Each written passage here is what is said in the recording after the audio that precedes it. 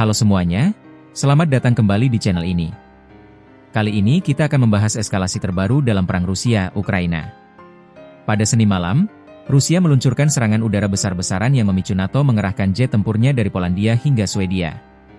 Serangan ini terjadi hanya beberapa jam setelah Presiden Amerika Serikat Donald Trump bertemu dengan Presiden Ukraina Volodymyr Zelensky di Gedung Putih. Apakah dunia sedang berada di ambang pertempuran besar baru? Mari kita bahas bersama. Menurut Angkatan Udara Ukraina, Rusia meluncurkan lebih dari 280 serangan udara dalam satu malam. 270 drone Shahed, 5 rudal balistik Iskander-M, dan 5 rudal jelajah KH-101. Ukraina mengklaim berhasil menembak jatuh 230 drone, 2 rudal balistik, dan 4 rudal jelajah. Namun, beberapa serangan tetap menghantam sasaran. Di Chernihiv, seorang pria 45 tahun tewas akibat serangan drone. Di Kharkiv, 2 orang dewasa dan 2 anak terluka karena rumah mereka dihantam rudal. Infrastruktur energi di Poltava ikut hancur, membuat 1.500 orang kehilangan listrik. Serangan Rusia langsung memicu reaksi cepat dari NATO. Polandia mengaktifkan prosedur darurat untuk memastikan keamanan wilayah udaranya.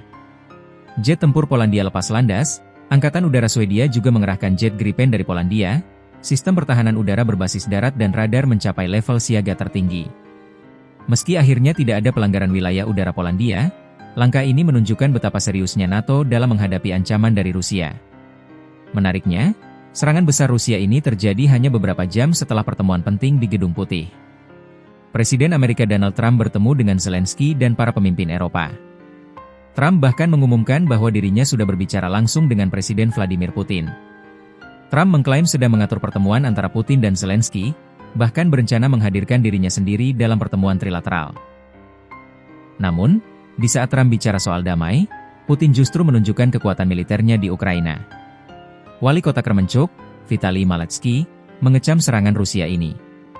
Ia menyebut, tepat saat Putin meyakinkan Trump bahwa ia ingin perdamaian, pasukan Rusia malah melancarkan serangan besar-besaran.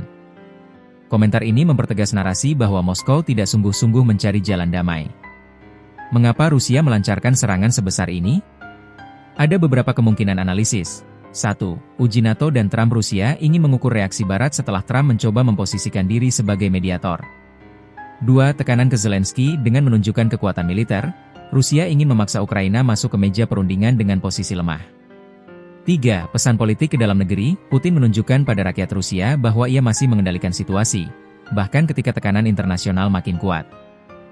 Meskipun serangan Rusia tidak melanggar wilayah udara Polandia, situasi ini sangat berbahaya.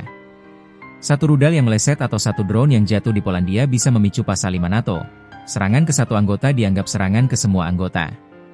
Inilah yang membuat pengerahan jet tempur Polandia dan Swedia jadi langkah krusial untuk pencegahan, sekaligus sinyal peringatan ke Moskow. Trump kini berada di posisi sulit. Di satu sisi, ia ingin tampil sebagai tokoh perdamaian yang mampu mempertemukan Putin dan Zelensky. Tapi di sisi lain, Rusia justru mempermalukan upaya itu dengan meluncurkan serangan masif hanya beberapa jam setelah pertemuan di Gedung Putih. Apakah ini tanda bahwa Putin sengaja menantang Trump? Atau justru taktik negosiasi ala Rusia? Bagi negara-negara Eropa Timur, terutama Polandia, situasi ini adalah alarm bahaya. Mereka sadar bahwa perang bisa meluber ke wilayah mereka kapan saja. Maka, kesiapan NATO dan solidaritas Eropa jadi kunci agar konflik tidak meluas keluar Ukraina.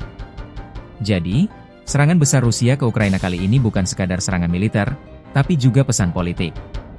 NATO sudah menunjukkan kesiagaannya, sementara Trump mencoba memposisikan diri sebagai mediator. Pertanyaannya, apakah dunia akan melihat jalan menuju damai, atau justru eskalasi menuju konflik yang lebih luas?